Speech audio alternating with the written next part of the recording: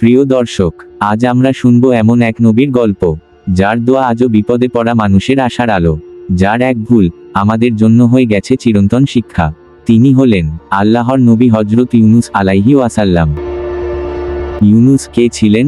ইউনুস আলাইহি ওয়াসাল্লাম ছিলেন ইরাক অঞ্চলের নিনওয়া নগরীর নবী। আল্লাহ তাআলা তাকে পাঠিয়েছিলেন এক অবাধ্য জাতির কাছে। তারা ছিল মূর্তি পূজারী, গুনাহে লিপ্ত, আল্লাহর কথা শুনতে অনিচ্ছুক। দিনের পর দিন ইউনুস আলাইহি ওয়াসাল্লাম তাদের আল্লাহর পথে ডাকলেন। তিনি বললেন, হে আমার জাতি, এক আল্লাহর ইবাদত করো, গুনাহ ছেড়ে দাও, নতুবা আল্লাহর আযাব আসবে। কিন্তু তারা হাসল, ঠাট্টা করল, অপমান করল। ইউনুস আলাইহি ওয়াসাল্লাম কেন রাগ করলেন?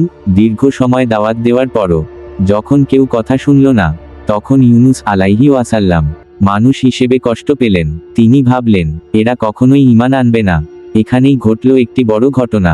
আল্লাহর অনুমতি না নিয়েই ইউনুস আলাইহি ওয়াসাল্লাম তার জাতিকে ছেড়ে চলে গেলেন। এটা ছিল নবী হওয়া সত্ত্বেও একটি তাড়াহুড়ো করে নেওয়া সিদ্ধান্ত। সমুদ্রযাত্রা ও ভয়ঙ্কর ঝড়। ইউনুস আলাইহি ওয়াসাল্লাম এক নৌকায় উঠলেন। হঠাৎ সমুদ্রে শুরু হলো ভয়ঙ্কর ঝড়। নৌকা ডুবে যাওয়ার উপক্রম। তখন নিয়ম ছিল, নৌকা হালকা করার জন্য একজনকে সমুদ্রে ফেলতে হবে। লটারিতে বারবারই ইউনুস আলাইহি ওয়াসাল্লাম এর নাম আসতে লাগলো। তিনি বুঝলেন, এটা আল্লাহর ফয়সালা। মাছের পেটে ইউনুস আলাইহি ওয়াসাল্লাম।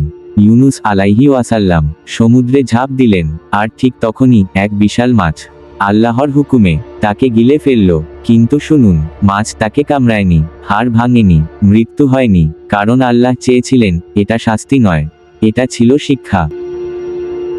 3 স্তরের অন্ধকার। ইউনুস পড়লেন রাতের অন্ধকার, গভীর সমুদ্রের অন্ধকার, মাছের পেটের অন্ধকার। সেই নিঃসঙ্গ অন্ধকারে তিনি বুঝলেন নিজের ভুল। কোনো মানুষ নেই, কোনো আলো নেই, আসার একমাত্র জায়গা আল্লাহ। ঐতিহাসিক দোয়া।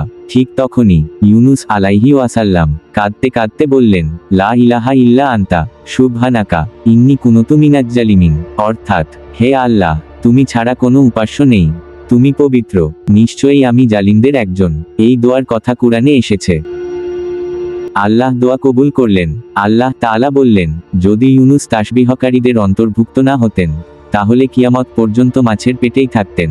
আল্লাহ মাছকে নির্দেশ দিলেন, ইউনুসকে তীরে ছেড়ে দাও। মাছ তাকে সমুদ্র তীরে রেখে গেল।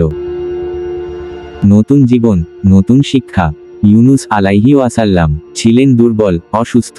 আল্লাহ তার জন্য একটি লাউ গাছ জন্ম দিলেন, ছায়া, খাবার ও আরোগ্যের জন্য। এরপর আবার তাকে তার জাতির কাছে পাঠালেন। এবার কি হলো জানেন? পুরো জাতি ঈমান আনলো, তারা তওবা করলো, আযাব নেমে এলো না। প্রিয় দর্শক, ইউনুস আলাইহি ওয়াসাল্লাম মাছের পেটে গিয়েছিলেন কারণ আল্লাহর অনুমতি ছাড়া সিদ্ধান্ত নেওয়া, ধৈর্য হারানো, মানুষের আচরণে হতাশ হওয়া। কিন্তু তার তওবা আমাদের জন্য এক মহান শিক্ষা। বিপদে পড়লে হতাশ নয়, আল্লাহর দিকে ফিরে আসাই মুক্তি। এই দোয়া কখন পড়বেন? এই দোয়া পড়ুন বিপদে, মানসিক কষ্টে, অসহায় মুহূর্তে।